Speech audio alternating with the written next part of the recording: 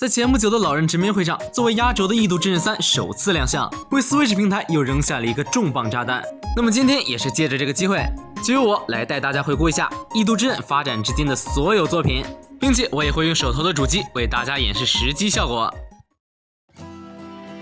作为《异度之刃》这个系列华丽的开场，本作在其首发的位平台上展现出了不俗的潜力。要知道，老任从位平台开始便不再主打性能，这也导致位的性能与其前代主机 NGC 基本一致。而开发组 Monolith Soft 深挖位的潜力，将这部榨干了位主机全部性能的作品呈现到了玩家面前。虽然以当时的眼光来看，本作的画面并不突出，但是本作为玩家呈现出的超大地图，即便是在同期的 PS3 或者 Xbox 360上也无人能比。游戏为玩家提供了草原、森林、雪山等风格各异的场景，这些壮阔的场景紧密相连，并且在其中放入了数量庞大的支线任务以及隐藏要素，再配上本作走10步埋1次的伏笔，让游戏的剧情处处充满惊喜，跌宕起伏。而在战斗方面，本作作为当时 JRPG 的领头人，由主角武器蒙纳多的能力引出了一个十分新奇的玩法。武器的预知能力可以让玩家在受到致命伤之前，提前看到战败的场景，让玩家在受伤之前提前做好对应的准备。这个能力不光对自己，对队友也同样生效。如何在战斗中高效率的输出以及保护队友，也成了本作在战斗时需要考虑的一个重大因素。其次，本作也加入了角色羁绊以及 NPC 的关系，玩家可以利用自己一系列的行动改变 NPC 之间的关系。这个设计无疑让那些 NPC 变得鲜活起来，也让本作成为了 RPG 史上最完整、最丰富的作品之一。如此成功的作品，自然少不了复刻以及移植。在这之后，老人先后将本作以不同形式移植到了2个平台。随着老任在掌机领域逐渐制霸，为了给自己如日中天的掌机事业再添一把火，于是便决定将《异度之刃》这部神作移植到自己的掌机平台。但是最终老人发现 3DS 那羸弱的性能并不足以支撑本作的移植。但是事情在14年迎来了转机，由于新款 3DS 的 GPU 大幅上升，让这部作品的移植看到了希望。于是在15年的4月， 3DS 版的《异度之刃》正式发售。同时为了迎合 3DS 特性，本作的标题也被改为了《异度之刃 3D》。本作在完整的移植了《异度之刃》原版的全部内容的同时，全新加入了 3DS 独有的裸眼 3D 特性。这个特性的加入，原因是让玩家利用 3DS 提升代入感，但是本作移植的分辨率实在是过于糟糕。虽然继承了原版庞大的场景，但过低的分辨率让本作看起来就像是一坨坨马赛克在移动，并且本作 JRPG 的属性注定了本作每次都会进行长时间的游玩。而在长时间游玩时，裸眼 3D 会对玩家造成毁灭性的打击，通常在游玩不久后，玩家便会感到眩晕甚至呕吐。因此在这边我不建议玩家长时间打开 3D 模式进行游玩。不过 3D 模式的确可以增加一些画面锐度，让本作在游玩时看起来清晰一点，但是这个清晰度的提升非常有限，因此我并不建议大家长时间使用 3D 模式。虽然这次移植还加入了收藏模式等一些新要素，但是游戏糟糕的画面实在是让我有些提不起兴趣。而在本次移植不久之前，《异度之刃》的新作发售了，而相对的，本作的关注度便没有那么高了。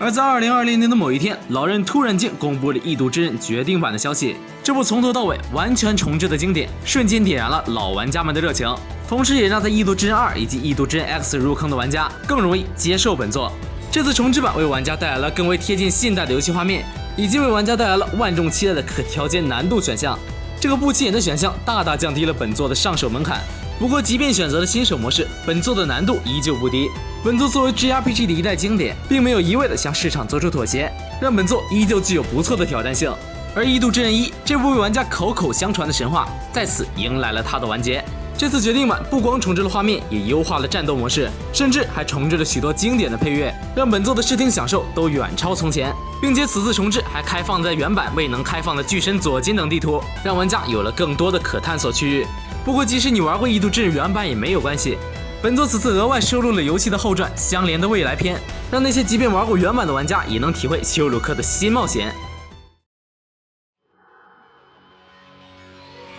在经历了 Wii U 平台惨痛的失败后，老任带着他的全新主机 Switch 于17年卷土重来。每当老任的新主机横空问世，便会有一批强力游戏为其护航。而于17年年底发售的《异度之刃2》便是本次护航的强力游戏之一。本次在提升画面以及演出效果的同时，增加了一个全新的玩法，那便是1刃的协同作战。在本作中，玩家的武器会生物化，并伴随玩家战斗，再配上多名队友以及队友的1刃，让本作的战斗十分热闹。并且本作也沿袭了《异度之刃》一贯的精致画面以及庞大的地图，虽然地图不是系列最大，但是足够精致，一个个风格迥异的地图拼凑出了一个完整的世界。在本作中，除了各个地图极大的环境差异，昼夜交替也会影响到游戏中的怪物配置以及环境变化。而剧情方面，虽然与一代有着千丝万缕的联系，但是即便你没有玩过一代，也丝毫不影响本作的正常体验。本作相较于一代的剧情更为王道热血，通篇玩起来与看了一部热血的动漫并无差别。不过也同时是由于本作走的是王道热血路线，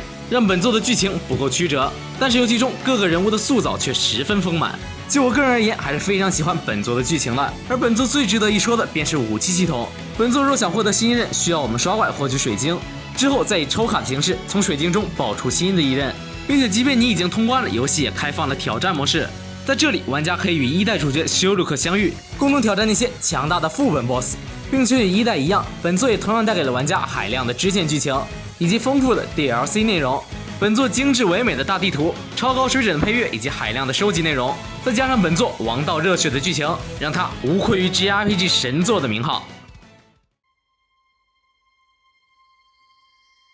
而在《异度之刃2》发售的次年年底，这部独特的 DLC 也紧跟着发售了。这部名为《黄金之国伊拉》的 DLC， 用独立为游戏的方式，向玩家展示了100年前究竟发生了什么，以及游戏中重要配角真的身世。这部 DLC 处处都与《异度之刃2》本片的剧情紧密相连，并且本作虽然只是一个 DLC， 但是在战斗方面却有了较大的改变。本作在战斗时可以随意操控御刃者以及异刃，让我们可以更加直观地看到异刃的实力。此外，本作也为玩家提供了一张全新的大地图——黄金之国伊拉。在这张全新的地图中，我们得以完成100年前的冒险，亲眼目睹500年前发生的惨剧。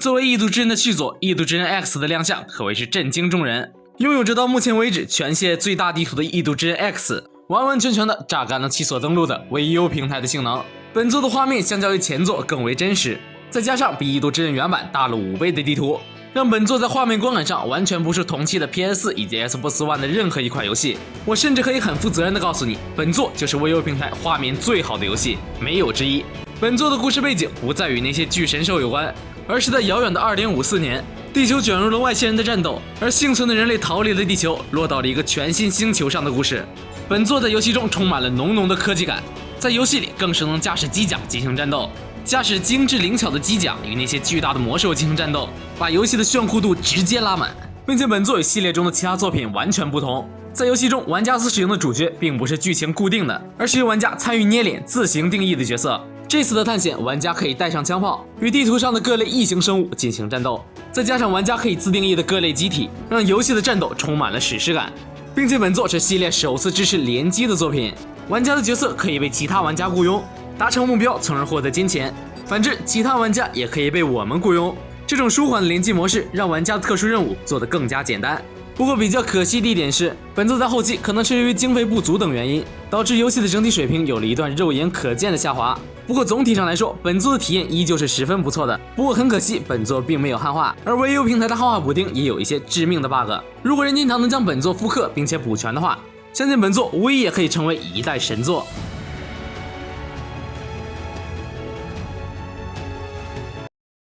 好了，视频的最后，我们再来看一下《异度之刃3》的预告。从这部预告片中，我们可以看出，本作的时间线绝对是在1代以及2代之后的，并且有一位角色很有可能就是妮亚，并且本作女主也有着与妮亚惊人的相似度，不排除可能是妮亚的子嗣。